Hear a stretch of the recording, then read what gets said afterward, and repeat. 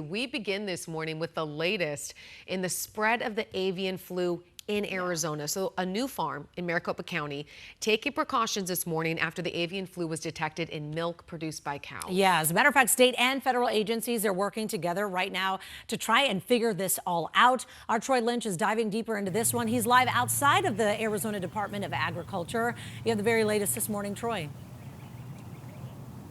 Yeah, good morning, Allison and Emma. So far, the Arizona Department of Agriculture has not specified what exact farm is under quarantine right now because of this avian flu that has infected some of the milk that has been produced by the cows. But when it comes to the general public risk, as of right now, we know that the AZDA has said it's a low risk. But for those who've been in close contact with the dairy cattle, they are at an increased risk. Now, the cattle have not shown signs of illness yet, but if symptoms do start, then the cattle will be isolated from the main herd. Now, every Arizona dairy farm has been tested multiple times since the beginning of the year, and milk and other dairy products have been pasteurized. Now, the AZDA detected the avian flu because it was consistent with the D1.1 genotype, which does not have features that would make it more likely to infect humans. But according to the Centers for Disease Control, an outbreak of the H5N1 bird flu in dairy cows that started back in March of 2024.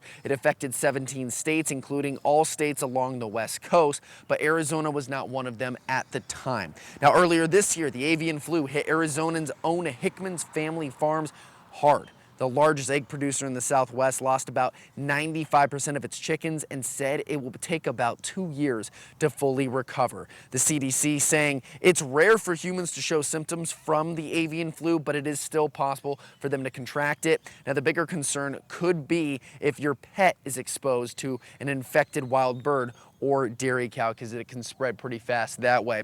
Now, the AZDA is also working with the Arizona Department of Health Services and the Maricopa County Department of Public Health to try to make this situation a little bit more safe, to also provide guidance, monitor the staff, and prevent spread among the livestock. We're live here in Phoenix. Troy Lynch, 12 News, Today in AZ.